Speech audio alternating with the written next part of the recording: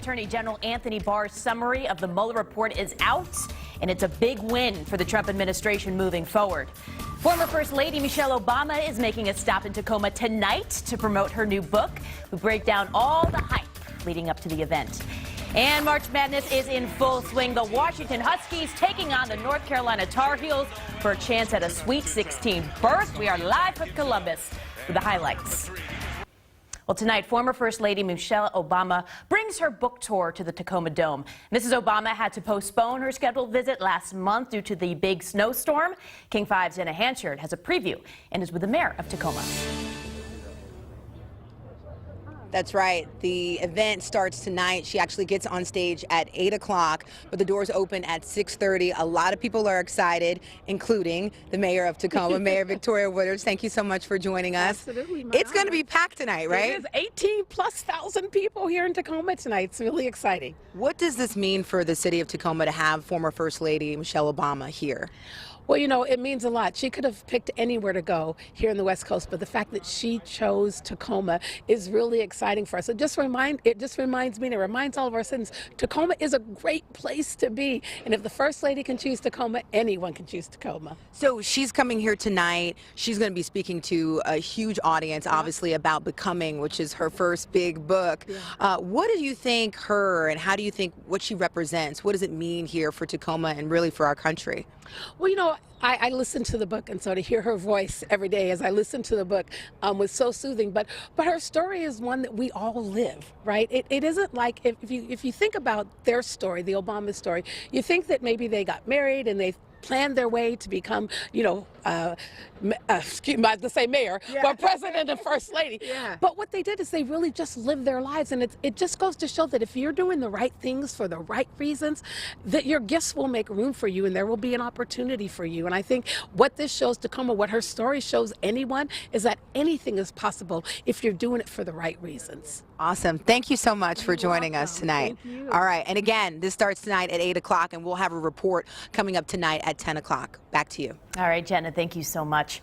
Well, President Trump is declaring total exoneration tonight after Attorney General William Barr released the top findings of Special Counsel Robert Mueller's Russia election investigation. Mueller found no collusion between Russia and the Trump campaign during the 2016 election, but other investigations are still ongoing. We get the latest now from NBC's Jennifer Johnson in Washington.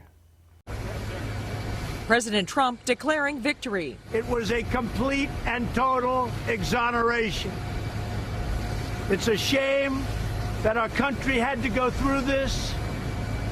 To be honest, it's a shame that your president has had to go through this. After a weekend review, Attorney General William Barr released a 4-page summary of Special Counsel Robert Mueller's Russia investigation.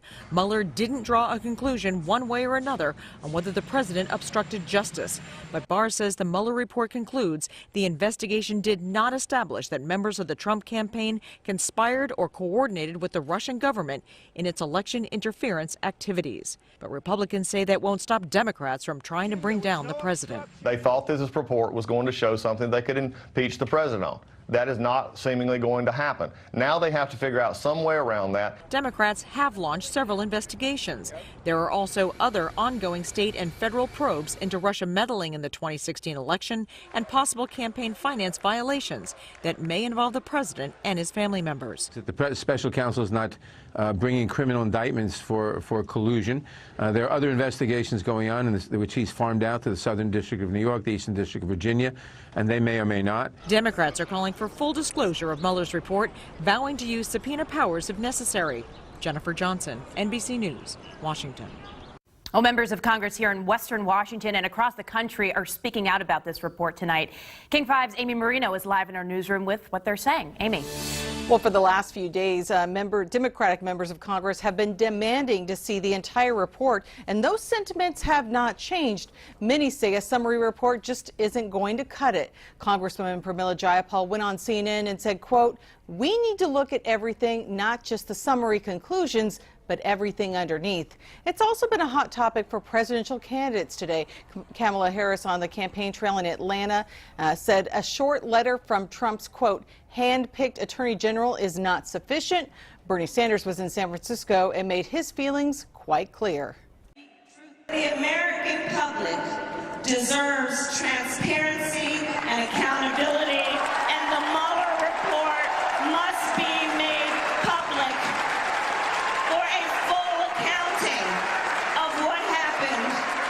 What I know is that it is a summary of the report. Well, I don't want a summary of the report. I want the whole damn report, because nobody, especially this president, is above the law. And getting the full report could involve a lengthy constitutional battle between Congress and the Justice Department. Some Democrats want to look at the special counsel's investigative files as well. In the newsroom, Amy Morfino, King 5 News. All right, Amy, thank you. Well, the Kittitas police officer wounded in a shooting last week is home tonight. Officer Benito Chavez took a bullet to the leg during this shooting that killed Kittitas County Sheriff's Deputy Ryan Thompson. When Chavez left the hospital, police officers from Seattle and Bellevue were there to see him off. Chavez and his wife say they are grateful to the community for all the support. Well, leg hurts. It's going to be a long recovery, things like that. So, but I'm good, and I'm really glad to, have these departments and these people in my corner. We just want to say thank you for everyone that has supported us, and we couldn't be more grateful for everyone that has done everything. So, thank you. Chavez does have a long road ahead of him as far as rehab, but for now, he says it is just nice to leave the hospital. And a memorial service will be held for Deputy Thompson at 2 o'clock Thursday afternoon. It will be at the Nicholson Pavilion on the campus of Central Washington University in Ellensburg. All right, taking a live look outside on your Sunday evening. Beautiful shot there, a little overcast, but overall not a bad day. But could more spring-like weather be in store for us? Only one man has the answer. That's Craig Herrera. He's joining us now with the forecast. Craig. Hey there, Vanessa. Yeah, great way to end the weekend. We got a little bit of cloud cover out there, but we're back to average for this time of year after all that record-breaking heat last week. 50s right now. I hope you are enjoying the weather. Temperatures are a little cooler than yesterday, and the clouds keep spilling in as we look out over Paulsbo. We do have a new storm to talk about. It's off along the coast. We have a couple of scattered showers up into the higher elevations. Not much, but a little bit. The rain, the next system is just off the coast. There it is. And this guy is going to sit off the coast, just kind of wobble, become a cutoff low, and it'll keep sending us those clouds as we go through this week ahead, keeping us in those mid-50s, again, which is normal for this time of year. As we look at the futurecast, 7:30 tomorrow morning, we're fine. The commute home, or for the morning commute, should be fine. It's the commute home that we start to see some of the rain, and it starts to move up from the south as that energy is wrapping around that area of low pressure. By 9 o'clock, we've got widespread rain, and it's not a lot, about a quarter of an inch or so. We'll see this in through about 12 o'clock. So tomorrow's forecast, we're going for more in the way of those 50s. Again, we'll start off with the 40s. See some spotty showers by about 4 o'clock, 4 to 6 o'clock.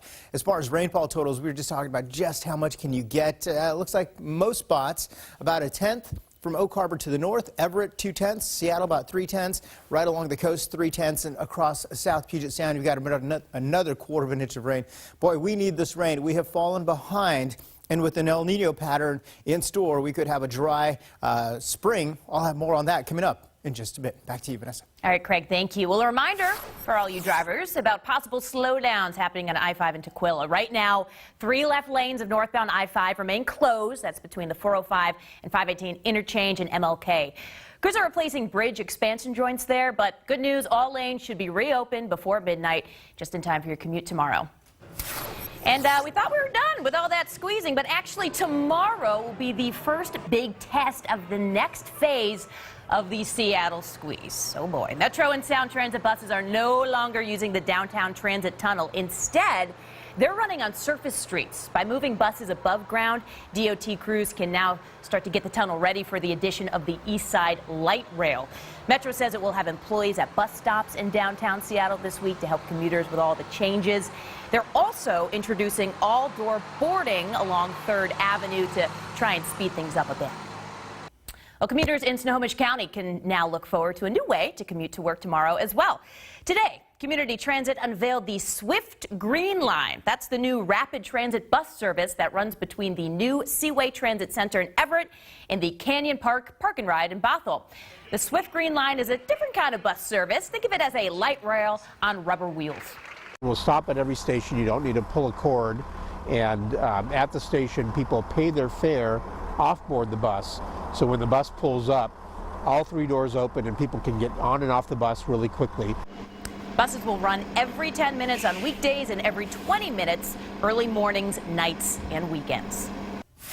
Well, check this out. We are getting a look at all the work being done inside Key Arena with this video released by the NHL Seattle and the Oakview Group. The project started back in December. As you can see, things have been making some significant progress there. All of the work is expected to be finished in the late spring of 2021, just in time for the Storm's WNBA season.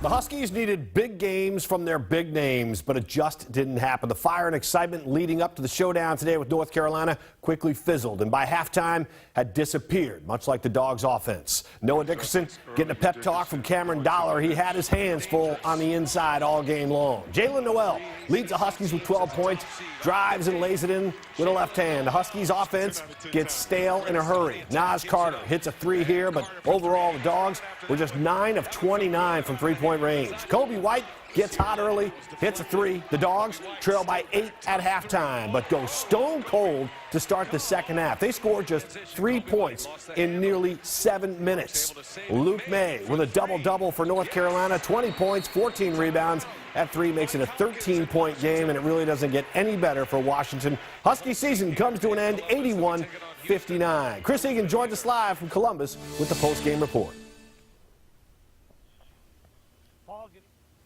Wide arena, the Huskies were out-rebounded. The Tar Heels shot the ball from pretty much better from everywhere on the court. But after the game, the Huskies didn't want to talk about stats. The 4 seniors simply wanted to thank everybody for an amazing ride. Yeah, it's tough. It's tough. Yeah, walking off, I mean, you know, it was really the end, you know, and it was just, just want to hug everybody and embrace them. Just tell everybody how much they meant to me, how much I appreciate all the support, how much they've helped me grow over these past 4 years. Man, it was hard. We had, especially just thinking about the 4 years with some of these guys, like it's blood, sweat, and tears on the court, and to sit here and think like I'm gonna play college basketball forever, and then finally it just comes to an end abruptly. You know, it was hard, it was tough, a lot of emotions were going, but you know, I'm happy for how we left the program. It's just crazy how fast these 4 years went by, and I know me and all the seniors can say we're pretty proud that we were able to lay down the foundation that we did, and we're just excited to see what this program can do from here on out. Tough loss, but a pretty special moment for the Huskies as they walked off the court to a standing ovation. Even the Tar Heels players were on their feet for the 4 seniors from the University of Washington. Coming up a little bit later on in sports, we'll look more closely at what went wrong today and why the Huskies are out and the Tar Heels are moving on to the Sweet 16. Live tonight in Columbus, I'm Chris Egan, King 5 Sports. Well, it might be easier to find out what went right for the Dogs today. Yes, coming up, more on the game from Chris in Columbus. Plus, a future Hall of Famer announces his retirement from the NFL. Vanessa? Well, thank you. Ahead, safe at last, we're hearing from rescued passengers who were on board this cruise ship that became stranded in the middle of the sea. And an active shooter drill taking a realistic turn for some teachers, and now their union wants to see change. King 5 News is back after this.